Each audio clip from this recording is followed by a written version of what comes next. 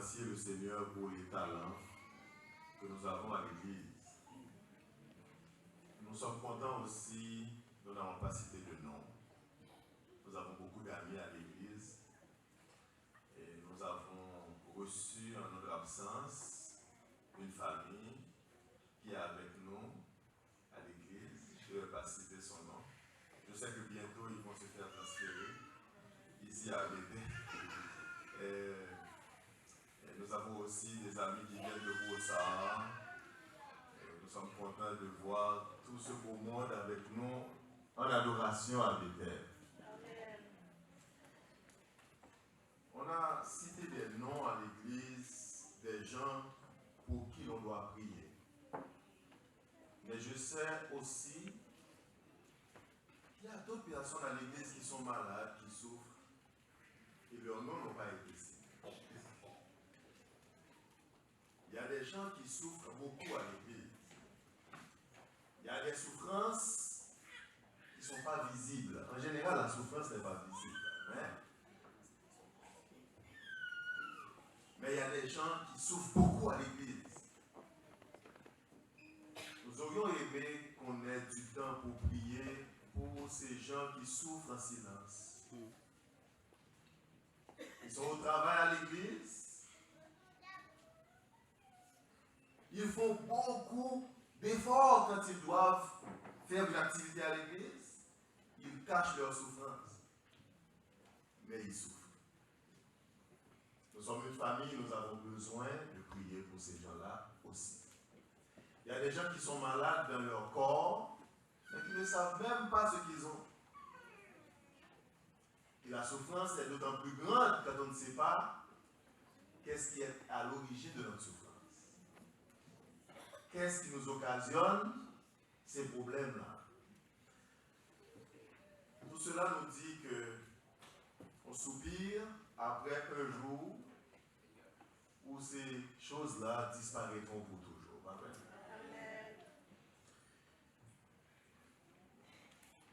Si vous avez reçu le pamphlet de l'Église, le titre de mon message pour ce matin, c'est l'importance d'une... Ok, on n'a pas reçu. Non. Ok. L'importance d'une bonne théologie. L'importance d'une bonne théologie. Je ne vais pas demander à chaque homme d'église d'aller s'inscrire à une faculté, d'aller à l'université pour apprendre la théologie, c'est pas ça. La théologie dont il est question ici, c'est la théologie en tant que démarche pour chercher à connaître Dieu. En tant que personne intéressée à connaître quelle est effectivement la volonté de Dieu pour nous. Et qu'est-ce que Dieu attend de nous. Mais avant d'entrer dans le message, prions le Seigneur. Nous avons conscience, Seigneur, que nous pouvons être là à l'église, que nous pouvons avoir nos noms inscrits sur les registres de l'église et être très loin de toi. Nous voulons être présents, mais nous voulons nous assurer aussi, Seigneur, d'appartenir à ta famille. Donne-nous, Seigneur, de recevoir l'onction de ta paix et de ta grâce. Donne-nous d'entendre ton message, d'écouter ta voix parler à nos cœurs. Et accorde-nous, Seigneur, le sceau de ton Esprit Saint, nous préparant pour l'éternité. Amen. Amen. Et dans Jérémie, et dans plusieurs autres livres de l'Ancien Testament, nous avons des passages où il y a un conflit entre deux catégories de prophètes. Des gens qui se déclarent prophètes et qui ont un message, et des gens qui sont prophètes de l'Éternel, qui n'ont pas de message, mais qui ne sont que des messagers. Ils ont reçu un message de la part de Dieu et ils le transmettent. Et nous voyons dans certaines situations des dirigeants du peuple de Dieu, rois en Israël ou en Juda, qui ont des plans et qui veulent avoir le conseil des prophètes et ils sont dans des difficultés souvent pour choisir lequel entendre.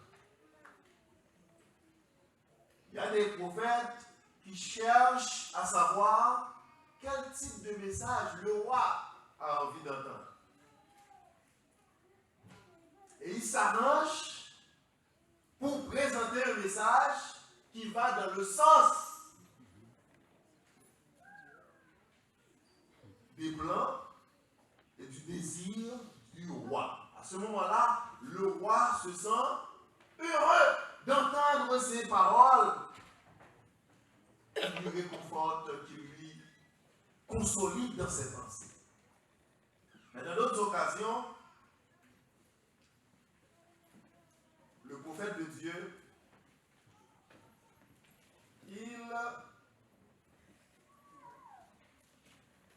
il n'a pas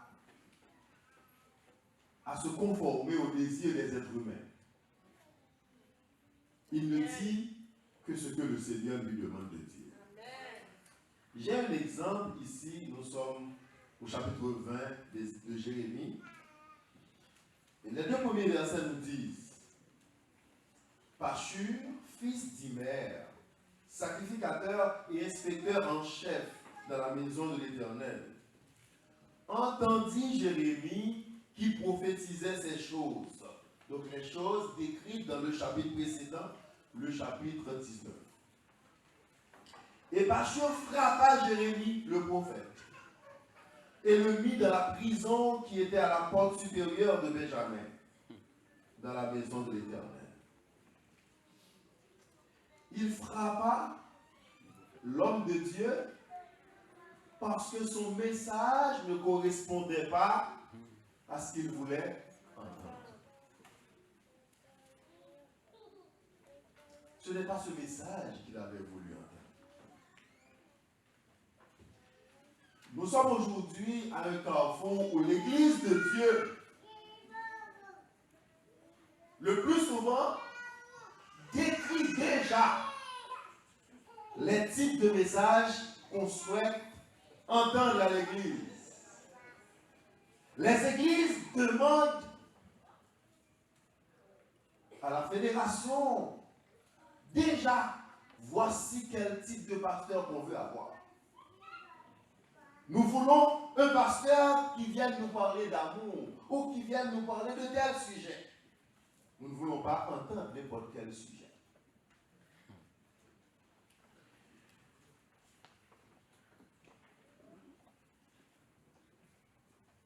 Dans ce contexte, une question qu'il est important de se poser en tant qu'Église: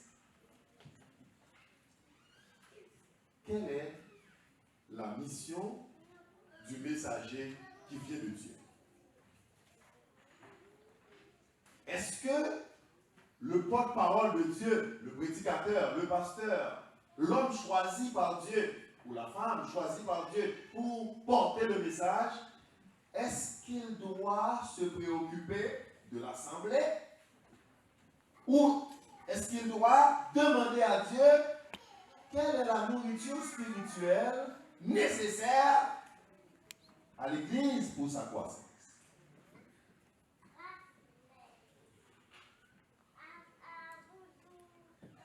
Avant d'aller plus loin, en parlant de théologie, il y a plusieurs types de théologie. Il y a des études en théologie, il y a des études en théologie, mais l'étude de théologie dont il est question dans mon message, c'est une étude théologique chrétienne qui vise tout simplement à comprendre Dieu tel qu'il est révélé dans la Bible et à comprendre sa volonté. il y a des théologies qu'on décrit comme théologie libérale, théologie à tendance traditionnelle, conservatrice, etc., tendance théologie moderne, postmoderne, etc. Donc, nous ne sommes pas dans des courants. Nous ne sommes pas dans des courants quand nous ouvrons la Bible en tant que chrétiens. Nous ouvrons la Bible pour écouter la voix de Dieu. La théologie revient donc à approfondir la parole de Dieu pour découvrir ce qu'il nous révèle au sujet de Dieu. Ce que Dieu veut nous enseigner. Ce qui est utile et urgent pour notre temps. Hier soir, j'étais à Mont Sinaï dans le cadre d'une semaine de prière sur la famille. Et il y a quelqu'un qui m'a dit, pasteur, selon moi, la chose la plus importante à l'église, c'est la louange. Parce que Dieu aime la louange. Mais j'ai pris du temps après le message pour écouter ces gens. Et il y a un autre frère qui est arrivé, pasteur, la louange est importante, mais la prière est plus importante.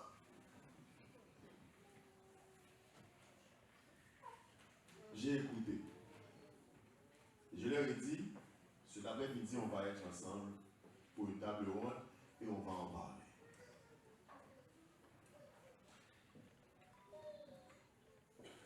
La théologie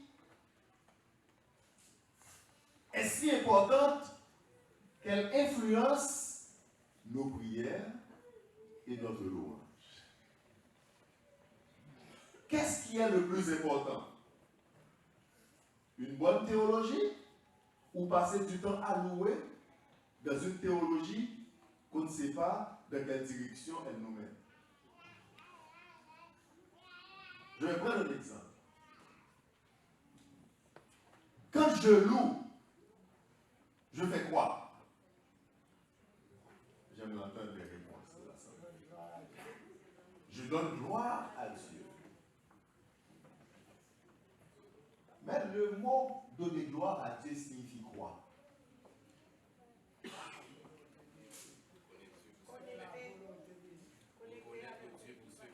Reconnaître Dieu pour ce qu'il est. Ensuite, connecter avec Dieu. Connecter comment? Direct pour parler avec toi. Pour manger, là, pour manger, et vous connaissez avec, comme si nous parlé avec là. Ok. Donc ça devient plus flou après. Ça devient plus flou quand on ne connaît pas la personne qu'on doit louer. Ok. Donc si je ne connais pas la personne, comment puis-je arriver à le louer?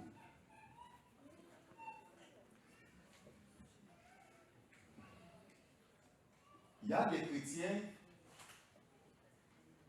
qui louent leur église pour leur fermeté. Okay? Il y a des églises qui louent leurs pasteurs pour leur fermeté, les dirigeants. Ah, nous pas jouer avec péché, par exemple. L'église, ça, sont l'église qui va jouer avec péché. Moi, la cassant, si nous autres, nous punissons le mal.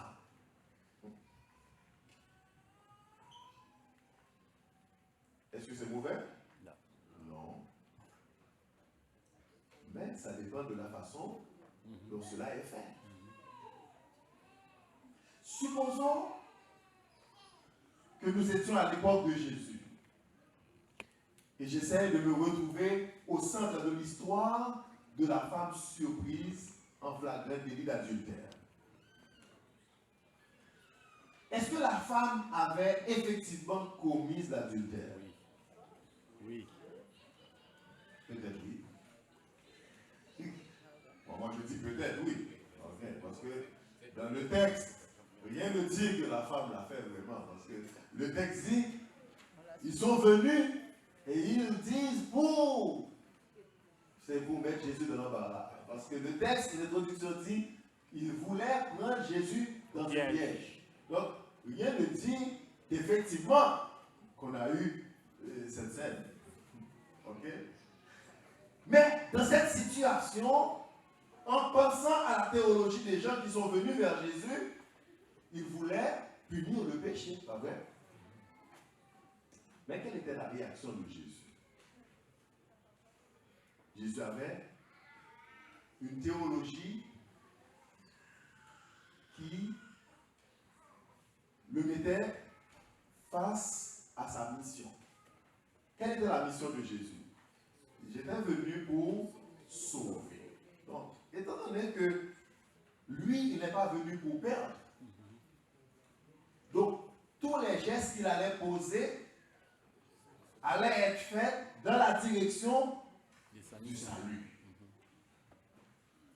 Maintenant, dans mon église, dans notre église à nous, l'église de Bethel, si je dois réagir par rapport au péché, je dois regarder comment est-ce que Jésus, lui, a réagi face au péché.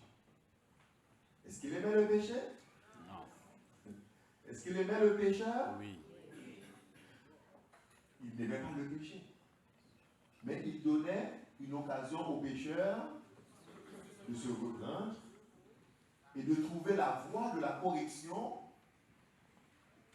de se remettre debout. Mais si je ne connais pas la théologie de Jésus, je peux développer un culte dans mon église et dire ici, dès que quelqu'un fait quelque chose, il est chassé de l'assemblée pour purifier l'assemblée. Pas vrai? N'est-ce pas vrai? Donc, cette personne est chassée définitivement de l'assemblée. Elle est horrible.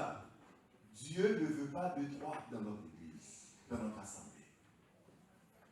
En agissant ainsi, si on connaît la parole de Dieu, si on connaît la théologie, si on connaît la pensée de Dieu pour le pécheur, son plan de salut, on va avoir une attitude qui élève et qui rencontre la volonté de Dieu. Il y a plusieurs éléments qui nous permettent de comprendre la théologie biblique. Premièrement, la théologie nous permet de comprendre Dieu, ainsi à prendre plaisir dans la vie éternelle que lui veut accorder à nos semblables. Par exemple, dans Jean 5, verset 39, la Bible dit, vous sondez les Écritures, pourquoi? Parce que vous croyez avoir en elle la vie éternelle. Parce que les Écritures, selon notre compréhension de la parole de Dieu, est capable de nous donner la vie. Amen. On peut trouver le chemin de la vie en étudiant la parole de Dieu. Et c'est les Saintes Écritures qui rendent témoignage de celui qui est la source de la vie. Donc, je ne peux pas trouver Dieu sans lire la Bible. Même quand je suis pasteur, même quand je me donne le nom de prophète, je ne peux pas rester loin de la Bible et commencer à parler de Dieu.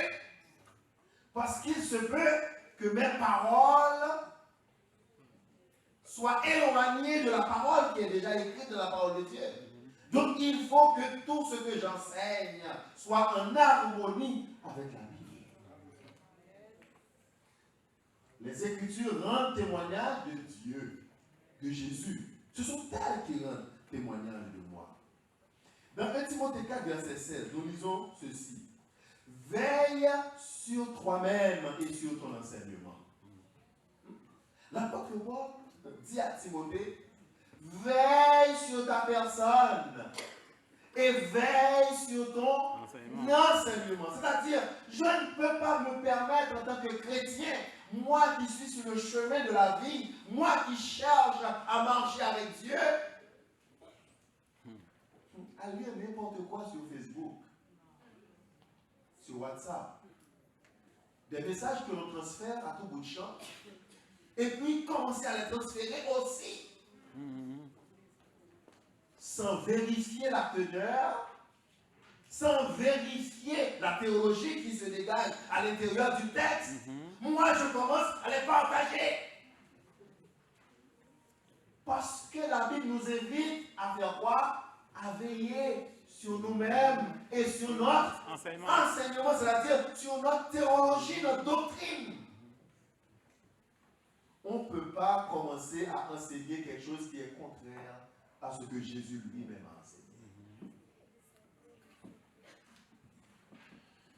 Deuxièmement, la théologie nous permet de mieux aimer Dieu.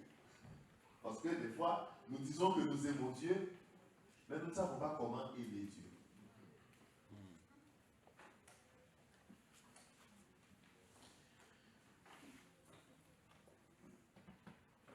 Et dès que nous disons nous aimons mon Dieu, pourtant, on a blessé mon Dieu. Je vais prendre l'exemple. Jésus était dans son temple. Le temple que lui-même avait demandé qu'on construise pour enseigner le peuple. Dans ce temple, on faisait des sacrifices. On sacrifiait des agneaux. Des agneaux qui représentaient Jésus lui-même. Il était venu dans ce temple qui parlait de lui. Et tandis que lui était dans ce temple, la vérité, la vie, quand il s'est présenté comme tel, les dirigeants qui l'aimaient et qui parlaient de lui l'ont chassé. Et ils cherchaient à le tuer. Pourtant, c'est des hommes qui disent qu'ils aimaient Dieu. Les pharisiens aimaient Dieu. Mais ils n'avaient pas une bonne théologie. Ils n'avaient pas la théologie venant de Dieu. Ils avaient leur propre théologie, leur compréhension personnelle de Dieu. Et ils ne cherchaient pas à savoir si leur compréhension était correcte. Ils ne cherchaient pas à savoir, je le répète, si leur compréhension de Dieu était correcte. En tant que serviteurs de Dieu, nous avons la responsabilité d'évaluer, d'examiner nos croyances. De les examiner à la lumière de la parole de Dieu. Pas de les examiner avec le pasteur, parce que si le pasteur attend un petit Jean pas droite, il a fait cocher, vous comprenez? Donc il faut les examiner avec la parole de Dieu. Je ne suis pas la référence, c'est la Bible qui est la référence. Jésus lui répondit, nous sommes dans Matthieu 22, versets 37 à 39. Pour aimer Dieu, il faut apprendre à s'effacer. Il dit, tu aimeras le Seigneur ton Dieu de tout ton cœur, de tout ton âme, de toute ta pensée. C'est le premier et le plus grand des commandements. Donc on ne peut pas aimer Dieu avec le cœur partagé. Et comment on aime Dieu avec le cœur partagé? On va le comprendre peut-être dans 2 semaines. Très bientôt, on va avoir les élections à l'Église. Dans la période des élections à l'Église, des nominations, des fois, la vraie nature des gens se révèle. C'est à ce moment-là qu'on va comprendre qui t'aimait vraiment ou qui ne t'aimait pas vraiment. Des gens avec qui tu parlais tranquillement à l'église vont commencer à sortir des choses, des paroles. Ils ne t'ont jamais dit que tu étais dans l'erreur. Ils étaient avec toi à l'église chaque jour. Mais tout allait bien. Mais quand le moment est venu pour que tu sois nommé à un poste, c'est à ce moment-là qu'il commence à dire que un tel, non, il ne peut pas. Il ne peut pas être nommé. un mauvais frère. Il était si mauvais pendant toute l'année. Tu n'as rien fait pour l'aider à sortir de son péché, mais tu attends les nominations. Tu ne l'aimes pas. Tu ne l'aimes pas. Tu n'aimes pas ton frère. Et comme tu n'aimes pas ton frère, tu n'aimes pas Dieu non plus. Parce que la Bible dit, comment peux-tu dire que tu m'aimes, moi que tu ne vois pas?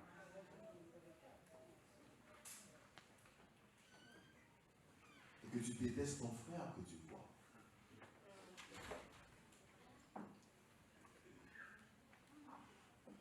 La théologie nous apprend à obéir à Dieu. Nous apprend, mais ne nous fait pas obéir. La théologie, c'est juste une compréhension. Donc, tu peux connaître la vérité, mais tu peux décider d'obéir ou de ne pas obéir. Dans Jean 7, versets 16 et 17, Jésus dit, « Ma doctrine n'est pas de moi. » C'est-à-dire, l'enseignement que Jésus est venu transmettre au peuple. Ce n'est pas quelque chose que lui a inventé, qui serait en opposition avec la doctrine du Père. Il dit, ma doctrine n'est pas de moi, mais de celui qui m'a envoyé. Si quelqu'un veut faire sa volonté, c'est-à-dire la volonté du Père, il connaîtra si ma doctrine est de moi ou si je parle de mon chef. Donc tu prends la parole de Jésus, tu mets cette parole à côté de la parole du Père.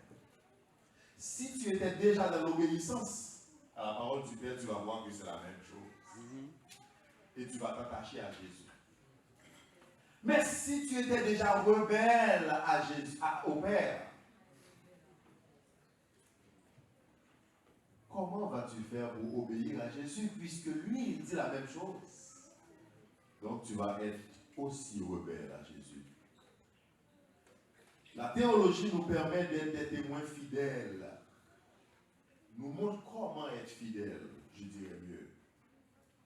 Alors le proconsul, voyant ce qui était arrivé, il a vu ce que les apôtres ont fait. Étant frappé de la doctrine du Seigneur, il crut. À ce moment-là, il croit. Parce que les disciples ont réalisé des choses, ils ont fait des choses qui rapprochaient de Jésus. À ce moment-là, il était frappé de la doctrine du Seigneur. Le proconsul est frappé de la doctrine. Les disciples n'enseignaient pas une doctrine qui était différente de la doctrine de Jésus.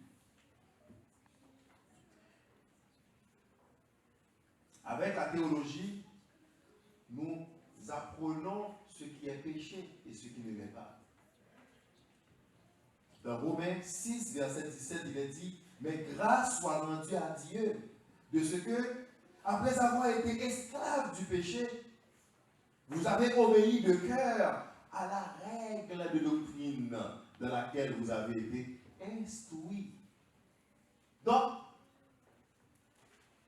avant, on était dans le péché, on vivait dans le péché, mais qu'est-ce qui nous montre comment distinguer le bien du mal, le vrai du faux? Comment choisir quoi faire pour contribuer? Comme on avait posé la question tout à l'heure, comment glorifier Dieu? Comment louer Dieu? Il faut connaître ce qu'il aime, ce qu'il n'aime pas.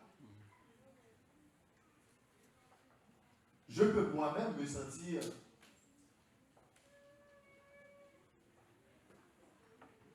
émotionnellement touché par quelque chose. Et je dis, waouh, le Seigneur était là.